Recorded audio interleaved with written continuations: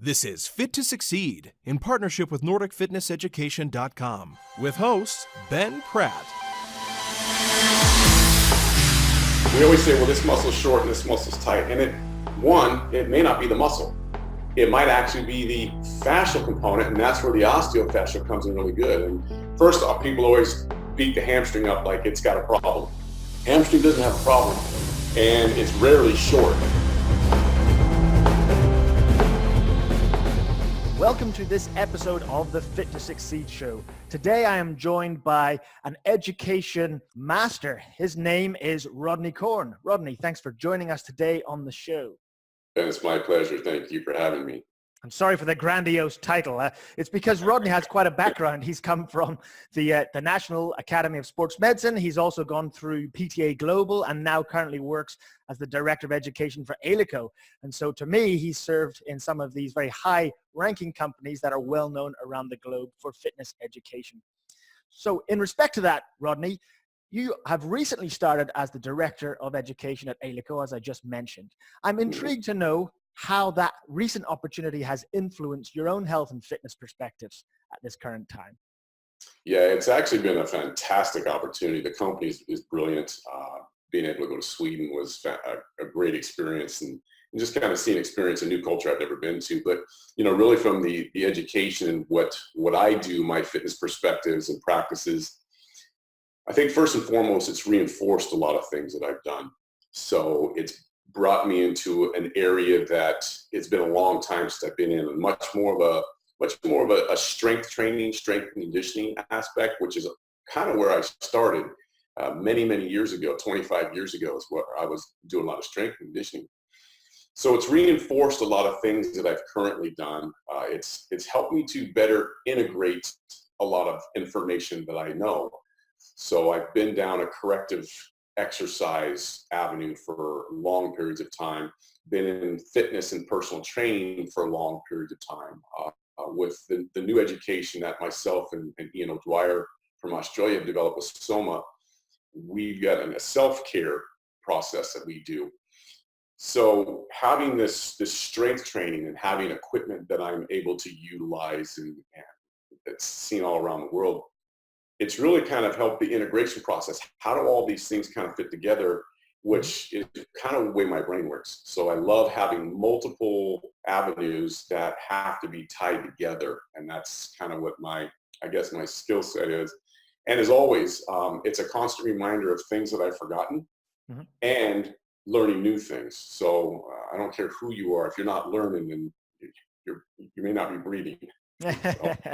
For sure. Now, I like kind of what you said there about this blend of ideas coming together. And I guess because Eleiko is best known for, their building of strength equipment, particularly with barbells, dumbbells, plates, and things like that, and have very strongly been associated with power sports and with Olympic lifting and things like that. And, I know you've had quite a lot of corrective exercise in your background with the NASM and, of course, with what you do now with Ian O'Dwyer at SOMA. Do you find that blends nicely with this more sport-focused company that you're now working with?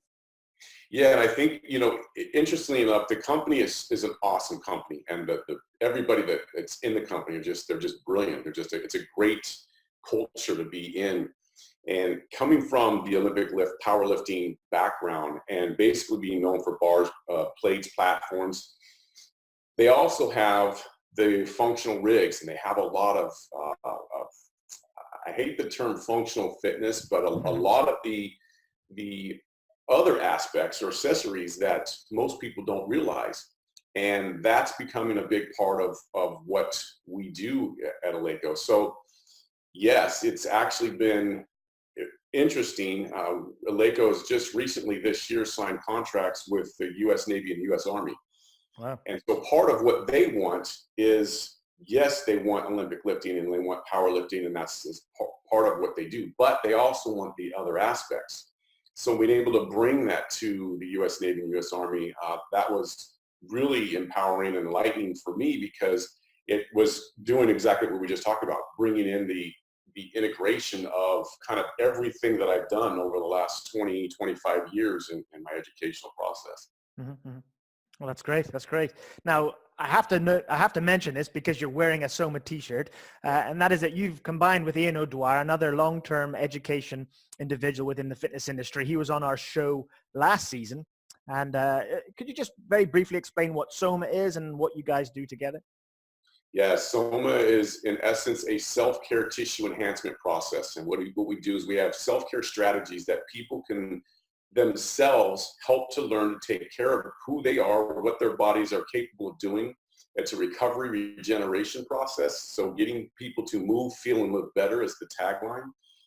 And we have a multiple applications is what we call them that we use. And applications are ways that we engage the body to help the tissues move, feel, and live better. Mm-hmm. So that's really what it's about. It's self-care. So SOMA itself, besides being the Greek word for body, is an acronym that stands for Self-Osteo-Myofascial Applications. Mm-hmm. So we try to get real slick with the name. And that's what it's about. It's about self. It's about how can I do something for myself to take care of myself so I can either get out of pain or be able to recover faster so I can continue to do what I want to do, whether it's strength, whether it's life, whatever it may be.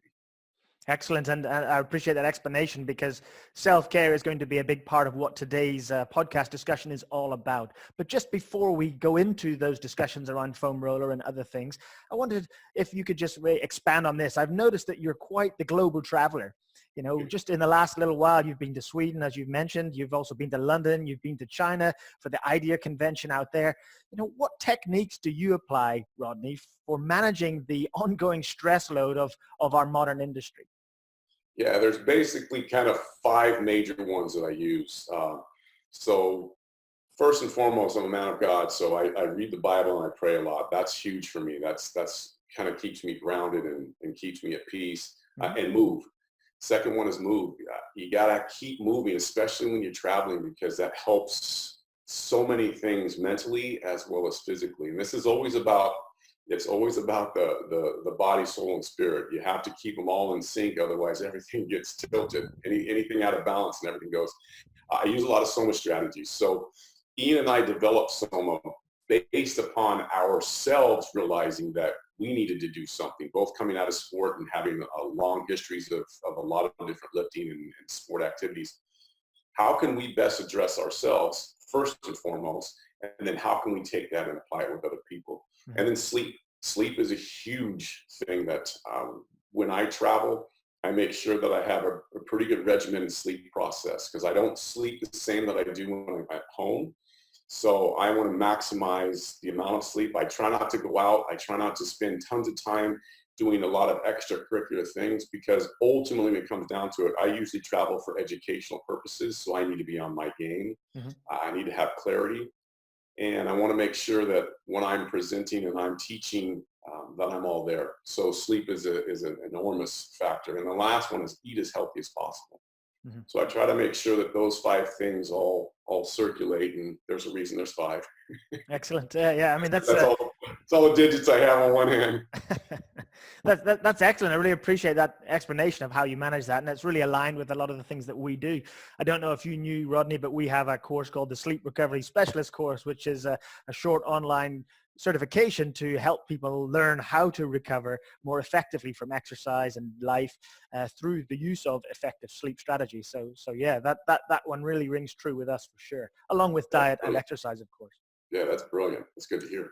Excellent. So let's get to the key topics that we want to talk about today. And one of the tools that I see that you use a lot in your SOMA education is the use of the foam roller. And I'm sure that has also harked back to your days when you worked with NASM as well. That it's a very useful and important tool. Now, some people I find in the industry are very familiar with the roller. Some people perhaps have not used it but seen it in a gym environment. I wonder if we could just start this out with a general explanation perhaps of the benefits of the foam roller tool and how that can help to optimize human movement. Yeah, absolutely. It's interesting you bring that up from NASM because when we started in NASM, there was hardly any information about foam rolling. Mike Clark, who's now Dr. Michael Clark, when he came to NASM, he's the one that introduced me to foam rolling in 1999. And when I first did it, I thought, this can't be good for you. It was so painful. And I was like, and there was very little research at the time, only a handful of articles. But now we have a plethora of information. People have really started to dive into it and what's happening and what it is. And really, when we're talking about foam rolling, think of it as self-massage. It's a way to massage the tissues of the body. And that's a really in-depth topic that we discuss in SOMA. But there's multiple tissues and they're all linked together. But how you use the roller on the tissues can be a phenomenal tool. And it really comes down to increasing circulation. That's a huge one. Mm-hmm. Because the circulatory processes within the body allow fluid movement. And fluid movement, which actually is moving things through the body itself. So when we talk about that, you're looking at circulation. The circulation is important for healing properties. It's important for bringing fluid and blood into an area and also removing byproducts and waste products out of the area. You're looking at increased range of motion. So we know through multiple studies and reviews that it increases range of motion. Practically, I've seen it and I've used it on so many people. Mm-hmm. Increases in range of motion. It can decrease the soreness of tissue, can decrease pain that's in tissue. And some of the very first studies, excuse me, that were looked at in the mid-90s were relative to pain, neck pain, trapezius pain, and how can they alleviate some of that. So it decreases the soreness. It can also help decrease DOMS. Using it before and after exercise can decrease the effect of delayed onset muscle soreness. To define what DOMS is. Yeah. And it also has been shown to increase neuromuscular efficiency, meaning that when you go through and you do the rolling in certain areas of the body, sometimes we get certain musculature or certain muscles that want to be more active than they should be at times. And so there's a little bit of an asynchrony between muscle synergies, and that can help balance them out. So that's been shown in research as well. So everything from increased circulation to better movement capacity from range of motion and muscle recruitment. Mm-hmm. That's fantastic. I appreciate that. Was a good overview. I'm intrigued if you could explain a little bit more as to how using a foam roller might help to reduce or minimize the delayed onset muscle soreness that often follows exercise. Yeah, and part of all the rolling information is that we still don't technically know exactly what's happening. And in research, that's one of the things they want to do. But what we have to look at from my perspective personally and from a SOMA perspective, we have to look at what are we actually doing?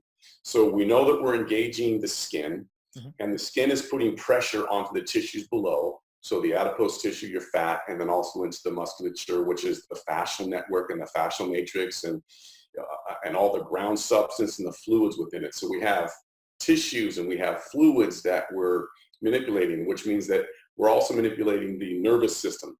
So we have, from a nervous system standpoint, or a neural standpoint, you have receptors that you're stimulating. And those receptors can affect the tone or the tension within the tissue. So there's a couple of things. First, I'll start with circulation, because one of the biggest things it does is it can increase the circulation. So when you increase the circulation, because of the breakdown that you get from DOMS, is that you can have the tearing and the micro tears within that, which from different chemicals that can be released, whether it's calcium, whatever, is being released into the tissues. When you can create circulation, you can help to flush the system, so to speak. So there's a flushing mechanism they believe is happening. Sorry, Rodney, to interrupt. I'm just wondering there, just to clarify for the listeners, are we referring just primarily to the circulatory system, so the movement of blood, or are we also talking about the lymphatic system and the movement of the, toxic waste? Yes, both, absolutely, 100%. So anytime you're putting pressure on tissues, you are affecting both lymphatic and blood. Okay. It's kind of like muscle and fascia. You can't separate them, though we try to. There's still, the circulation is still all part of that, because it's all the vessels that are within, and they're all, nerves and blood vessels and lymphatic drain. Everything is embedded into and permeates all the tissues of the body. So that's a great question. Thanks. And then from a neurological standpoint, a lot of times when we are affecting certain receptors, and there's a variety of different receptors, muscle spindles are always involved for the most part. You have the Pacini, you have Ruffini, which are big ones, and the interstitial receptors, which a lot of people overlook those, but the interstitial receptors are the largest amount of receptors we have, and they are the fascial matrix in the body is inundated with that. So those play a huge role in what can happen. Most of those receptors are also linked to the autonomic nervous system, so we can help to kind of adjust the parasympathetic, sympathetic responses that we're getting. Mm-hmm. So when you bring all that together, circulation, receptor activity that can influence the tonality or the tension that's in the muscle, you can get a muscle to potentially relax, you can get the system to relax, you can get better circulation, and they believe that's all a huge part of what happens with the rolling relative to DOMS. Mm-hmm, mm-hmm. Excellent. That's quite an in-depth discussion. I'm sure there's a few points that we could really go into. I wonder though if we could get a clarification first, because with foam rolling, we normally talk about this idea of self-myofascial release, or the release of muscle tissue. And Right. in SOMA, you guys refer to self-osteofascial release. I wonder if you could differentiate a little between those two things so that people understand how you guys approach this. Yeah, so at SOMA, one of the reasons why we actually started SOMA was, for years there has always been self-myofascial release, and then there's a debate going on now about the term release. So we call it self-osteofascial engagement and self-myofascial engagement, because you're engaging the tissues with a tool. Whether we're releasing something, nobody really knows, but we do know that we get a response. What we did, Ian and I, 10 years ago, when we were with PTA Global, we were down in San Diego, and we were at a hotel. We were at the DoubleTree Inn. I remember it like it was yesterday. We talk about it a lot. But he came up with the idea, and this is based upon Thomas Meyer's myofascial lines.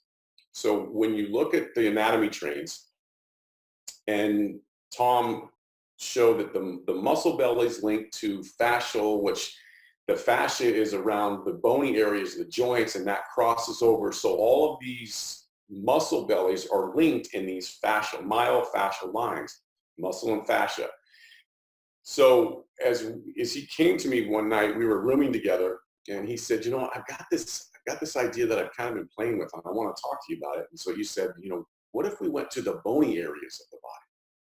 And I stopped for a second, and I said, and immediately I'm seeing the lines in my head, and I'm like, that's absolutely brilliant. And he said, yeah. He goes, I've just been thinking. And so we had like hours of discussion. I don't know if we slept that night.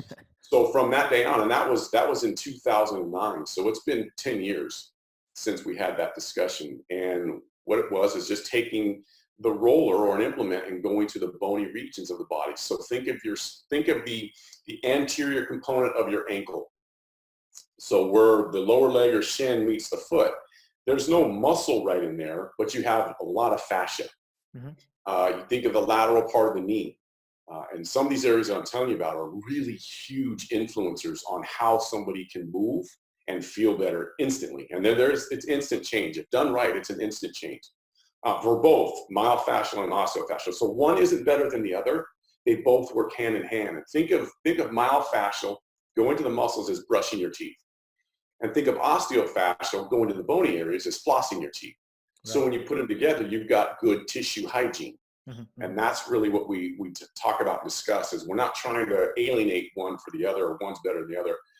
There are times that maybe one has a better application for certain people, depending on them, their situation, who they are, mentally, emotionally, etc. But that's the difference, is the osteofascial is going to, the term osteo is the bony regions of tissue, which still have a lot of tissue. It's mm-hmm. just not muscle-based tissue.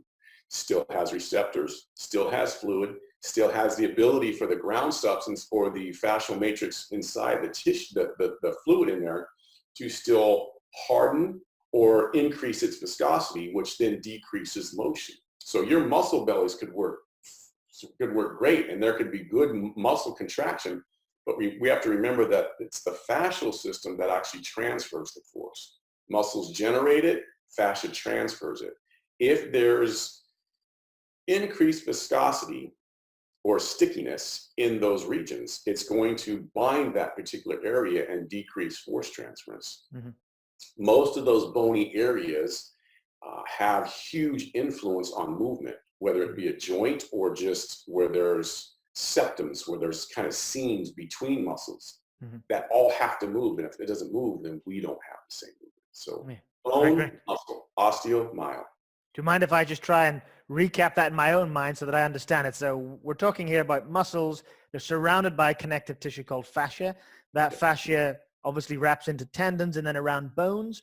And when we do myofascial release, we're predominantly trying to put weight or pressure on the muscle tissue to change circulation and to change movement between the tissues of the muscles. But if you're doing osteofascial release, you're applying pressure on more bony areas that have other connective tissue and fascia around that area to try and prevent, would adhesions be the right word, and stickiness between those layers? Is that kind of what you're getting at?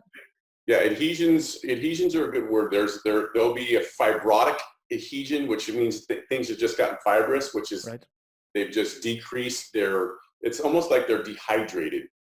So when something's dehydrated, it becomes a little bit more sticky when there's a substance. And that's why we shake a ketchup bottle. Yeah, for sure. So what we're trying to do in those bonier areas is try to help the tissue to sort of move over one another more freely to enhance movement. Have I got that right? You got that spot on. All right, fantastic. That was great. I think that's also important to understand that difference, so that as we go through further in this discussion, that we've kind of got those two things clear in our minds. Yeah. Now, I wonder, Rodney, if you ever used a foam roller as a testing tool before you actually apply some kind of protocol to maybe use that to help determine the health of muscle or some other soft tissue like the osteofascial areas. And if you do, how would you go about this? Yeah, absolutely. So anytime you place the roller on the body, the more tender the tissue is under the roller, the more what we would call dysfunctional that tissue is. So that means that the tissue does not have the same capacity to do what it should be doing. Because of that soreness, there's an indication that there's inflammation in that particular area, and or some type of fibrotic adhesion potentially in that area. And whether that's an adhesion that's just causing tension or causing pain because of pressure, or whether that's an actual trigger point that has pain associated with it, and then if there's radiating pain from that, then we know that there's other issues. So yes, you can systematically just go through, and I actually had developed, working at a club over here, I developed a group exercise, so a group X class with roller-based and the SOMA principles. And as you take a person systematically through their body, you'll find that there's certain areas that are more painful than others. Some, no problem. Others, ooh. And those are telling you, the body's telling you, this is where I need some attention. This is where I'd like to have a little bit of love, because those are areas. So you can absolutely use that as a way and a manner to find out what areas should I be concentrating on more right now than other areas. So instead of having to think about rolling your whole body or going through the whole body every single time you get on it, what are the areas that are most important? Because the body's telling you, and that's something that's big in SOMA. We ask the body. We don't tell it what we want it to do. It will tell you what it needs and wants. You just have to listen and pay attention to what it's saying. And so from that, that's how we can then decide, depending on going into a programming strategy, depending on what the person or you are going to be doing that particular day, what areas of the body tend to be talking to you a little bit more than they normally would. That's where you can say, okay, this is what I should probably do either prior to, which we would always suggest, during, which is always possible, and or after. Those are the areas that I may want to work on as I go through and get ready for a session, a training session, life, movement, whatever I need to do. Excellent. Now, you reminded me there of the NASM protocol that perhaps you were very much involved in the early days. Used a lot of assessing muscle length. How does range of motion testing of a muscle tie in potentially with using a foam roller to sense the inflammation or the pain within the tissue? Do they always tie up? Do you always find a shortened muscle will have more trigger points or tender areas, or is it not always as clear cut as that? You know, it's interesting because 15 years ago, I said absolutely. But knowing now what I've known, been through what I've been through, it's not always, it's not really the short, tight that we think it is. For me and what I've gone through, we always say, well, this muscle's short and this muscle's tight. And it may not necessarily be it may not be the muscle. It might actually be the fascial component, and that's where the osteofascial comes in really good. And we've done this multiple times. So let me give you, for instance. So first off, people always beat the hamstring up like it's got a problem. Hamstring doesn't have a problem, and it's rarely short, meaning the way that we think. It often feels tight, but that's because there's tension in it, because of its multiple functions in the body. But there could be areas that influence, and if you look at the lines, there could be areas that influence the tension in that. So if the sacral region and the ischial region, the sacrum and the ischial tuberosity, where it attaches and has influence to, if the tissue there, and on the sacrum, there's very minimal, if any, musculature. But if you free that up with an osteofascial application, all of a sudden people have the ability to move and go through a hamstring range of motion assessment, and it's completely different instantly. We didn't even touch the muscle, but we touched the tissue that influences it. A lot of times the lateral knee, because remember the bicep femoris will attach to the lateral knee or the fibula head. So if we go to those particular areas sometimes, we can actually allow the muscle to now do what it's supposed to do, which takes pressure off of the joints that's associated with it. So this is how they can start to kind of combine with each other. So there are tissues, and I'll use the term tissue because it could be musculature, but it could also be, it could be myofascial or it could be osteofascial tissue that's associated with that region that seems to be restricted. So we'll use the term restricted a little bit more than we will tight or short, because there may be a restriction, but we don't know if it's actually coming from a shortened tissue. Tissue can become restricted, and it can create a shortened effect depending on the postures, how much time is there.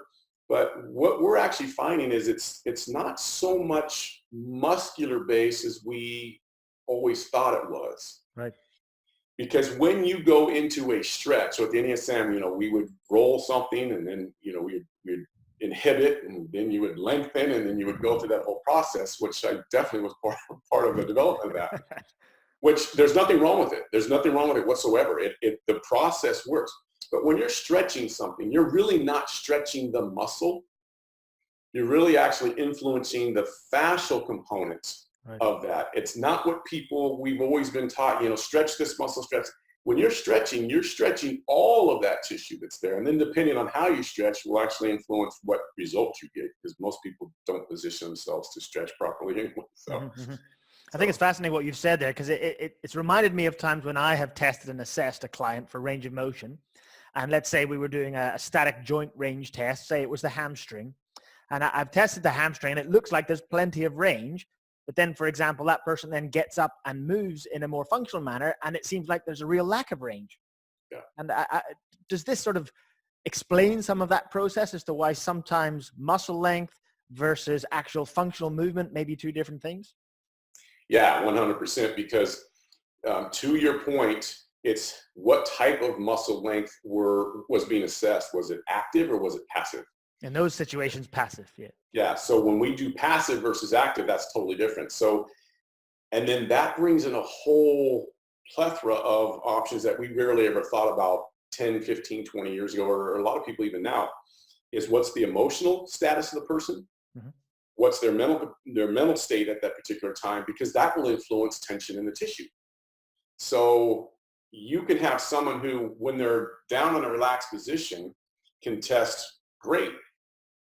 You can have the same scenario, but you have someone who, I don't necessarily like to be touched or held, so I'm going to tense, so I'm going to seem tight or restricted. But what Ian and I have really gotten to a point of doing, especially with a lot of the clients, I've worked with hundreds of clients over the last few years, is that it's not always just a physical assessment.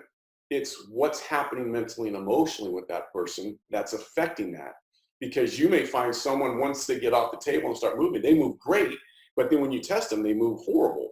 Mm. So that could be a few things. They're either a great compensator or they don't want to be touched and moved. So we've tried to figure out how can we get people to go through self-assessments to where no one's touching them if they don't need them.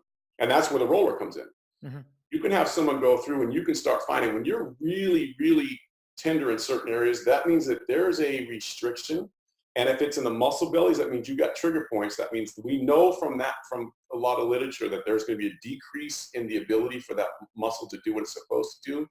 It's going to have an influence on the joints that it affects. Mm-hmm. So there's a lot of components that go to that. But to your point, there's usually an association between an area of dysfunction and the tissues in that particular area, or a restriction in motion and tissues associated with that. There's a very good correlation most of the time we find. Mm-hmm. So could that, just sort of expanding on what you said there, have you found it, or could it be possible that somebody who normally moves well, has had a particularly stressful and difficult day at work, comes into the gym and their movement is significantly impaired, not because of sitting poorly for posture, but because of the tension that's being created due to their situation? Is that something that's possible? Yeah, 100%. And even I'm sure this is touched on in the sleep course that you guys have. Just by having a lack of sleep for 24 hours or 1 or 2 days with minimal to no sleep, that'll change your coordination. It'll change your neuromuscular efficiency. So you can, just by not sleeping, which is a stress. So we're just talking about stress is all we're talking about. We're talking about distress, unmanaged stress or poorly managed stress in the system. And that's going to influence how people move. So you definitely can have people move differently from day to day to day, which goes back to part of what we do at SOMA is we want to know your stress. What are you bringing to us today? So there's a stress monitor that we use, and we call it a PrEP scale, because we want to make sure that we can actually ascertain what stressors you have today. And we started this at PTA Global, and this isn't just PTA Global. It's been around for years. Paul Check has done in-depth stuff with this. So how someone's stressors are influencing them will definitely have an impact on how they move from day to day, which is the importance of making sure that you're aware of how they're coming to you every single time that you see a client, or make sure you understand how you are today versus yesterday, because that will affect how you move, how you think. So all of those things, cognitive abilities, physical abilities, all that can change day to day, and even from the beginning of the day to the end of the day. So timeframes, and that's a big deal that I think we need to be much more aware of. We brought that in at PTA Global, and that's what we're trying to continue with SOMA. I found that fascinating. Yeah, I found that really fascinating. I wonder if we're kind of coming close to time, but I wonder if we could finish with maybe a real-time example, something we could talk about. You know, let's say somebody has, you've done a bit of this testing with a roller, having them do some self-testing. We find a lot of tension through the calf complex. Maybe the individual is pushed or anteriorly tilted on the pelvis, kind of tight, or appears to be shortened motion at the ankle. Can you then explain maybe 1 or 2 techniques you might apply with that individual to manage the tissue health? Yeah, I give you hundreds, because that's who I have seen for the last 3 years with specifically working, just using SOMA on clients at a club. They would come to me whether they have, so I'd get a lot of people, I'll give you a couple scenarios real quick. So I had a lot of people that would come to me with knee pain. Right.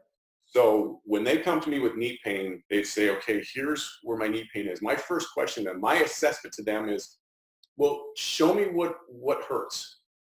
Right. And so they would do 2 things usually. One, they would point to where it hurts. It just kind of hurts right in here. And I say, so when does it hurt? When you notice it? And they'll do a movement. So they may bend their knee, or they may squat and twist or turn. That's the assessment I use. Because no matter what assessment I did, overhead squat, FMS, no matter what I did, as soon as I finish with whatever I'm going to do, what are they going to do? They're going to go back to what they did and say, did it work? Yes or no. So I'm starting with their assessment, not mine. And that's kind of what not that I won't do mine after theirs, to see if I can, but I always have to go back, because if I can't make their assessment change, it doesn't matter what I did. Right. So knee pain, when I get someone who comes in with knee pain, there are a few areas that I'll look at. quickly. It doesn't mean that that's the ultimate cause. There may be other things that are going on, but to get to their situation, I'll address things around the knee. And so one of the first things I'll do is I'll do an osteofascial application, so self-osteofascial engagement on the lateral aspect of the knee. Okay. Because the tissue around the knee, if we can free that up, I just want to see, are they just kind of stuck and sticky in the knee capsule, the knee region itself, which there's no muscle in the knee, but there's a lot of tissue in the knee. Mm-hmm. So I'll go to that. And then after that, and then sorry, Rodney, you're right in the flow there. I wonder, so how would you go about applying the roller to the knee? I mean, what do you get them to lie side on and roll the knee, or do you get them to pause on the roller at various points? I mean, how do you actually apply that? Great question. So for most of the people that I would see, because they're 55 and older for most of the people that I've seen, and it doesn't even matter if they were in their teens. I've had teens. I'll use it on the wall. So we do it standing. Right. So one of the things that we've done at SOMA is we have a lot of upright rolling, not just lying on the floor, because not everyone can get on the floor, and on the floor is more gravity, a lot more pressure sometimes. Yes. So I would have the roller. So if this is the person standing and this is their leg, the roller's against the wall and it's going to be applied to the outside of the knee. Mm-hmm. And then from that, I'll just have them lift and lower their heel so they can roll up and down. So with an osteofascial application, we use two primary techniques. We'll have a rolling, it's a slow roll. We'll do about 4 rolls in one area, and a roll is up and down, mm-hmm. or side to side, whichever way we're rolling. Then after that, then we have them keep pressure on that roller, but now we're going to shift. We're going to go into a lateral shifting. So we're going to go kind of across the way that we were rolling. Mm-hmm. And that when we shift, it means we're taking their skin and we're just moving the skin. So we're not sliding the roller. We're actually dragging the skin back and forth. So we're freeing that. So we roll and we shift. And then after that, give them about 10 seconds just to let the circulation, because anytime you apply the roller onto tissue, you're going to create a dehydration in that tissue. And this is from Dr. Schlepp. That anytime you put pressure on that tissue or you contract tissue, you dehydrate and you push fluid out. Mm-hmm. So once that's released, then the hydration refills, so you get more fluid in there. So it's a little bit like the test where you squeeze your finger and watch it recapillarize. Exactly. And so then we have them move again. I'll have the person move again. And if it's like, yeah, that feels great. Okay, good. Do you mind if we do something else? Because now I'm going to go to potentially other areas. So a lot of times what I'll find for someone who has knee pain is I'll go into the lateral thigh, and most people roll the IT band, mm-hmm. and there's nothing wrong with that other than it's excruciatingly painful for most people. For sure. But a lot of times what I'll do is I'll have them against the wall, and I'll use the roller, but we'll put the roller vertical. So the roller is now going from greater trochanter down towards the knee, and we use usually the 1-foot roller. Mm-hmm. And then I'll have it vertical, so I can kind of get it in that seam, and I'll just have them put pressure on that and just slightly roll front to back, and then see how that feels. If there is minimal sensation, then I may go grab more of a ball. If it's a trigger point, use a trigger point MB5 ball, which is the bigger mm-hmm. ball, and I'll put that on the wall and go to certain areas and see how it feels. And then if I find a specific area, and a lot of times for the knee, it'll be the lower third or lower half of that lateral thigh. Right. And then we'll roll in that particular area. Then I'll have them go back and do their movement again. And then I'll say, of those two, which one did you feel had the biggest impact? Some will say one, some will say the other, some will say both. Right. And then a lot of times, depending on that, then I'll go below the knee and I'll go down onto the lateral calf or potentially the lateral lower leg, depending on where I potentially feel that. Because that fibular head, that proximal fib-tib joint that's right in there, that has a huge amount of tissue that connects into it. Mm-hmm. So if I can get all around that area from top to bottom, then we can get in there. So lateral thigh, myofascial.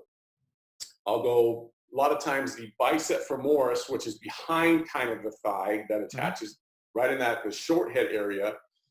Find out if that's tender. That's more of a myofascial. Lateral knee, which is osteofascial. Mm-hmm. And then I'll get into potentially the lower part of the calf, lateral calf. those are usually areas from a knee standpoint that work really well initially. And then you have to find how are they feeling from that? And then we go, so yes, I'll go through based on their assessment. They show me, and then we'll go and hit some osteofascial with a roller, osteo-fascial, myofascial, and then have them maybe do a couple of movements. And this is where some of the fascial mobilizers come in, or some other things that we can do to see if we can. I wish we had time to really go into the fascial mobilizers. I think that would need to be for another time. That was a great example, and I really liked the combination of using myofascial release in the softer areas with osteofascial release or engagement. I'll correct myself. Osteofascial engagement around the knee, and then as well on the lateral calf to because all of those tissues, as you've kind of well explained early on, they're all linked together through the fascia, aren't they, from top through the bottom, and so they can all impact that function and motion at the knee indeed. Right, absolutely. Yeah, I really appreciate that. That's fantastic. Now, just to finish up, perhaps you wouldn't mind, Rodney, just explaining if there's anything coming up on the horizon for you that you might like to share with your listeners, whether it's to do with SOMA, Eleiko, or anything else that you might be up to. Yeah, just quickly from a Eleiko standpoint, we're getting much more involved in the Army, Navy, the military, specifically in the U.S., but there's other opportunities going. So just seeing how that's going to transpire. We're bringing in some of the SOMA practices we talked about into those. Oh, exciting. So seeing the integration of how all this strength training and everything works for them. That's been a big thing. Eleiko has some education that's going to be coming out. We're going to be revising and revamping some education. We actually have some educators over there in the UK right now working with a lot of third space. Oh, fantastic. Their space club, so they're going to be start delivering some of the strength specialist stuff that we have. With SOMA, 2020 is going to be, I think, a big year. We're going to try to bring some of our education online. So we'll have an online component with the live 2-day workshops that we have, and we're looking forward to really making a bigger impact. We've been in China, we've been in New Zealand, Australia, Philippines, and Hong Kong. So we've been around a lot of places, but we're going to start to try to get that online and then have a much bigger push and impact on what we do. Excellent. And I'll certainly we'll link the listeners up with everything to do with both SOMA and Eleiko in our show notes indeed. And with all that travel that you have done and are going to do, make sure you keep applying those 5 things, Rodney. Keep that stress down. Thank you so much for your time. I appreciate it. It's been such a pleasure, Rodney. You have yourself a great day. Thank you, sir. If you enjoyed this podcast, please subscribe and share via social media. You can also rate the show on iTunes, Stitcher, or YouTube. If you'd like to know more about us, then check out our range of online courses at www.nordicfitnesseducation.com.